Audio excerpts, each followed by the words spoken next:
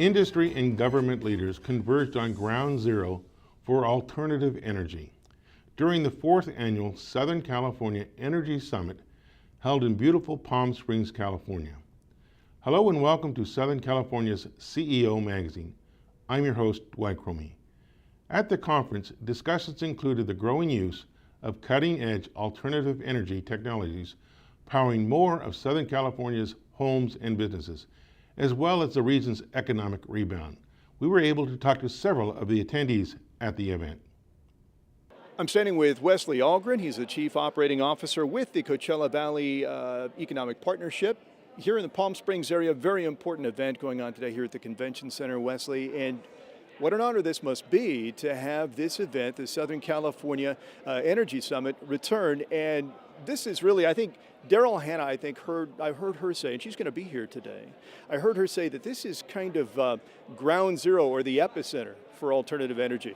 So this is kind of special, isn't it? Very special, and it sounds like she got our messaging finally. We've been saying it for about 5 years now that we're the epicenter, and we say that because we have so many renewable energy sources right here. We've got geothermal, wind, solar, algae, biomass, everything within sort of 60-mile radius of here. So we're really excited. And I think a lot of people may take it for granted because they drive by and they see the windmill farms, and those have kind of been kind of a milestone or a kind of a milepost for people driving through the area. Talk about some of the newest developments here in the area as far as energy technology research is concerned. Well, as far as, there's research through the university and through the College of the Desert and just sort of the folks doing research as they develop. Probably the best news is we've got a lot of solar here, obviously, between here and Blythe, here in the Arizona desert, or Arizona border. The big solar's going in, but only a couple of places you actually see it. So you see the wind turbines, but you don't actually see most of the solar that's going in. So that's a good thing. So we've got this renewable energy opportunity, but it has little visual impact on the community, which is nice. As far as R&D goes, a lot of stuff going on. We're at a site yesterday looking at a PV site. Huge opportunity for someone to come in with a PV washing system, and we've got a couple of folks out of university that we're working with. Huge opportunity there, and if you go down the list of sort of the ancillary technologies that can flow from what's going on in our region, it's big. And what this does is it kind of reinforces the importance of alternative renewable energy sources and the development of those resources in terms of the economy, doesn't it? Certainly. We were at a geothermal plant yesterday as an example. There's a company called Symbol Technologies, you may have heard of them. They're mining the lithium out of the brine that comes out to create the geothermal. So the hot water comes out of the ground, steam creates a turbine, creates energy, but at the same time there's lithium in there. They're mining that out of there to create batteries for storage for that same energy.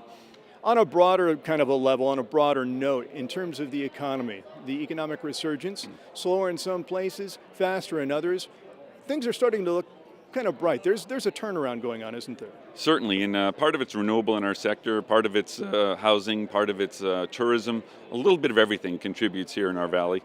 It's a tough. Our unemployment rates are still higher than the rest of Riverside County, which is still higher than the rest of California, which is still higher than the U.S. So we're still up there with our unemployment rates, but people are getting back to work. Industries are moving here. There's a bit of a renaissance here in Palm Springs and in the rest of the Coachella Valley. So we're certainly bullish. I'm standing now with Larry McLaughlin. He is the Deputy Sector Navigator at the College of the Desert. And Larry, it's nice to have you with us. Thank you very much. I appreciate it. This is an important event not only to the local area, but to the College of the Desert, and really one could probably suggest all the other colleges in the area. Why? Well, it's important because it brings all the stakeholders together. Everybody that's interested in the energy industry, renewables, sustainability, the energy efficiency issues are all here talking about energy and what it means to the region.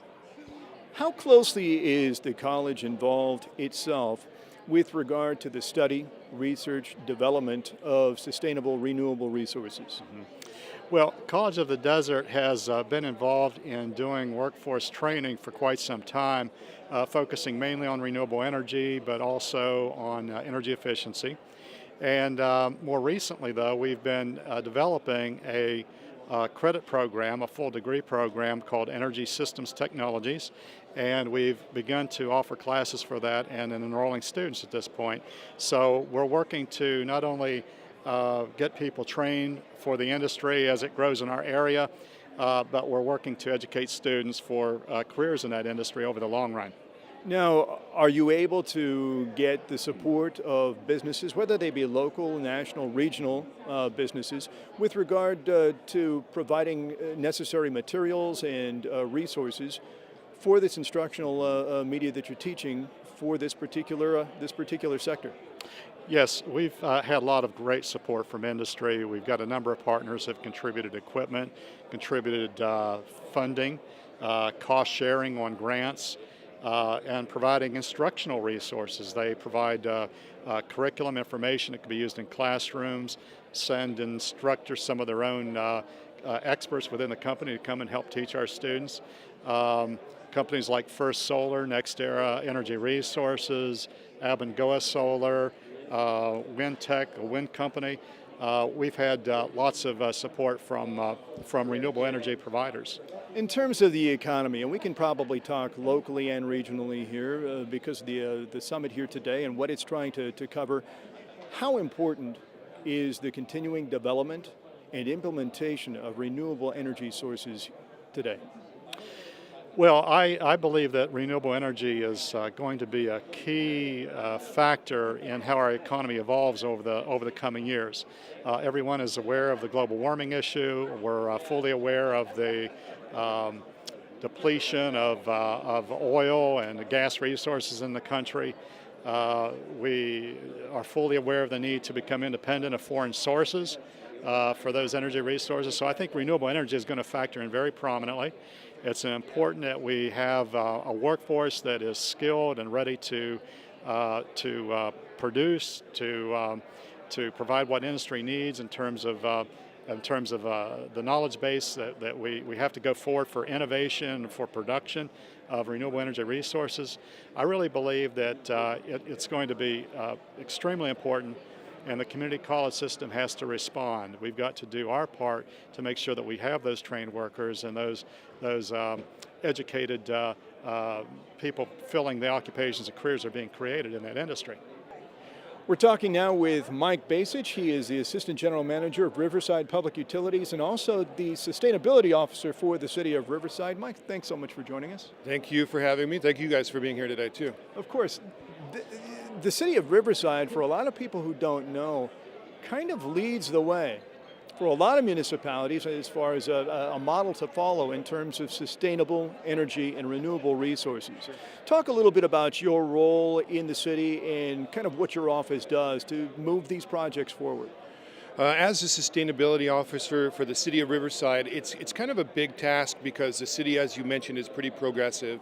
We have an outstanding green action plan. It's actually our third iteration of the plan. So unlike a lot of communities that are just forming a plan or struggling to keep up, we've actually completed 2 other plans, which is a sign of how much progress the community's made. My job as a sustainability officer is to keep all the city departments on task with their part of the plan and then communicating that back to the community, to citizens, and engaging both in a dialogue. So I bring the city departments to the community, and we kind of bring the community to the city departments, and the community ultimately keeps me on task for my job. This may be kind of a tough question for you to answer, Mike, because you answer to a lot of individuals at the city, but why do you think the City of Riverside has taken and put so much effort into the development of renewable resources and green resources, and why are they making such a push to kind of lead the way as a green, renewable energy resource city? Well, as someone who's lived in Riverside for a long time, I can also tell you that the history of Riverside is very much a pioneering spirit.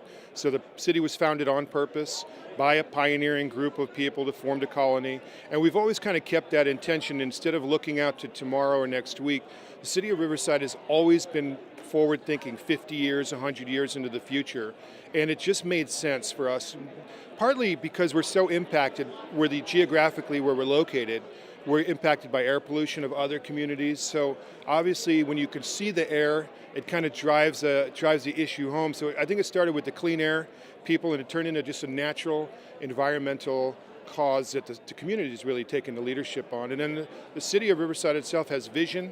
Next, we have a great mayor, Mayor Bailey, and our previous mayor, Mayor Loveridge. This was part of their mission and part of their legacy to the community. So they're doing it, and we're doing it for them.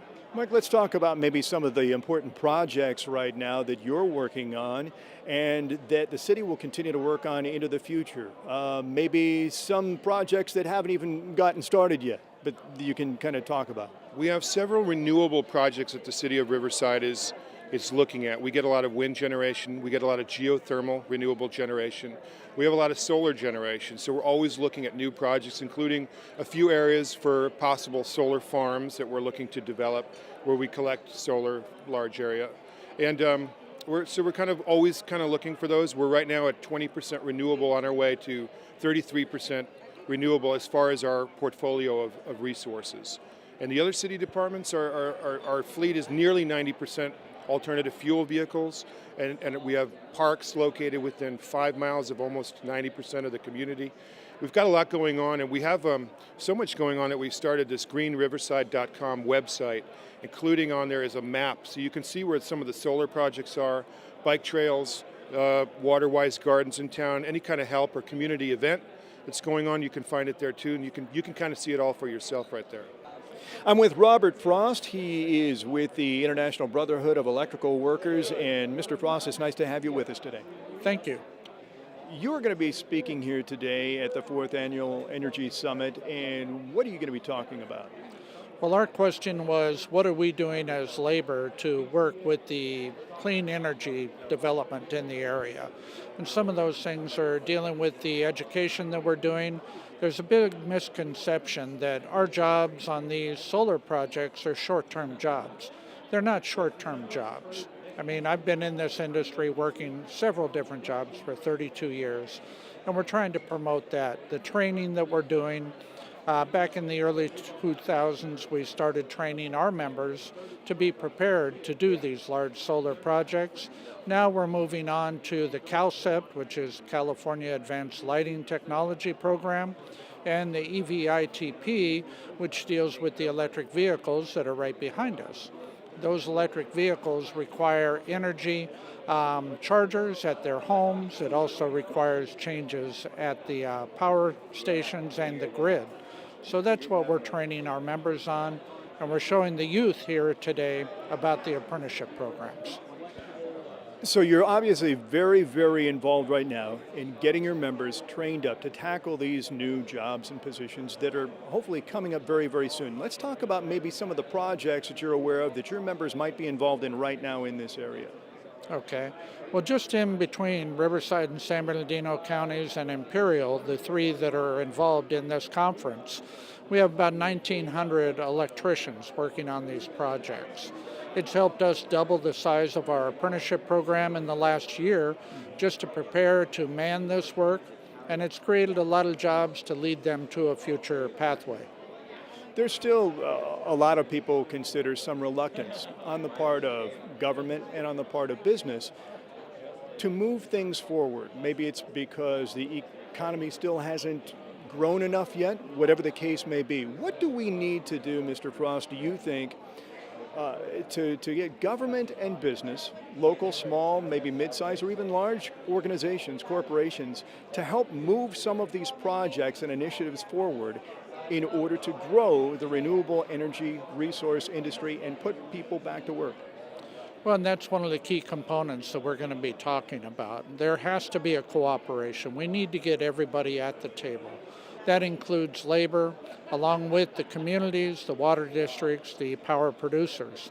Get them all at the table and talk and get a guarantee of local area hire. That's what we've done in this region. The local area hire is in between Riverside and San Bernardino counties for the projects we have in the eastern Coachella Valley right now. On those projects, we are also opened up for the military with our Helmets to Hard Hats program to guarantee the veterans a career pathway for a good job. We're talking now with Jeff Reed. He is Director of Emerging Technologies with Southern California Gas Company. And the gas company, of course, one of the key sponsors of this event, the 4th Annual Energy Summit here in Southern California, here in Palm Springs. And Jeff, it's good to have you with us. Thank you so much for agreeing to take a little time with us today. Sure. It's great to be here, and I appreciate the opportunity to talk to you for a few minutes. Well, thanks so much. Southern California Gas Company, very, very prominent, of course, in the region. Everybody knows them. And your role here, the gas company's role here at this particular event, why is it so important? Well, we're always happy to get out in the community and network with people, network with other companies and our customers, and get the message out about the importance of natural gas as part of the long-term clean energy future of the country and the state. People are very well aware that natural gas is plentiful and inexpensive, but people aren't always as aware at how rapidly natural gas technologies have progressed over the last 20 years or so in reducing their emissions profile by 60 to 80% with respect to NOx, and significantly with respect to greenhouse gas as well through efficiency improvements. So we just like to get the message out and also make sure people understand that natural gas technologies are continuing to evolve. They'll get cleaner and cleaner over time, and so we see this as not just sort of a temporary fix, but as a long-term part of the energy landscape. I think that's kind of an important point, too, that you made, too. A lot of people may not think of, gas may not come to mind as a renewable resource, a sustainable resource, but it certainly is one that's very, very plentiful. Talk about the gas company's role in continuing to develop new and emerging technologies with respect to natural gas, and how is that development process coming? I mean, are we seeing new projects in the future as far as natural gas and SoCal gas is concerned? Yeah, we sure are. I think people who are involved in the renewables arena are aware that natural gas is a very important part of the energy system in terms of making up for shortfalls in wind and solar that are intermittent resources and not available 24/7.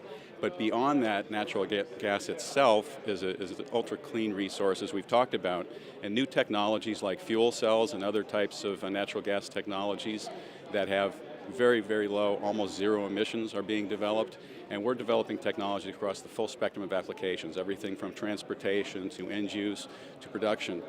And another thing people aren't too well aware of is that there are ways of making methane, which is what natural gas is, from renewable feedstocks. That's referred to as renewable natural gas. It has very low emissions and it's zero carbon. So we would see, going forward in the future, more and more blending of carbon neutral natural gas with conventional gas. So there's various ways. We're doing a joint project with Scripps Institute of Oceanography in San Diego on development of algae strains that can be digested or fermented into methane, as an example. We have a demonstration project in the city of Riverside on a natural gas vehicle technology, and we have probably ongoing 5 or so fuel cell demonstration projects throughout Southern California. That's very, very exciting stuff. We've noticed a lot of public transportation vehicles, in fact, a lot of private cars now that now run on natural gas. Is SoCal Gas involved with the development and research of new technologies to make these types of vehicles available to the public at large, certainly at least down the line? Yeah, we sure are. We're involved in quite a number of activities. We're active nationally with various industry coalitions on natural gas vehicle matters, but just very recently we made a joint request for proposals together with the South Coast Air Quality Management District to find technology developers that will produce natural gas engine and drivetrains that are about 80% less tailpipe emissions than current generation technologies. The 4th Annual Southern California Energy Summit centered around the renewed hope for the future, mainly because many of the renewable energy resources are right here in Southern California. The summit showcased the expertise of more than 3 dozen alternative energy speakers in an exhibit hall that was filled with cutting-edge technologies. The hope is that the increased use of green energy in the region will help power the Inland Empire's economic recovery. I'm your host, Dwight Cromie, and I want to thank you for watching this edition of Southern California CEO Magazine.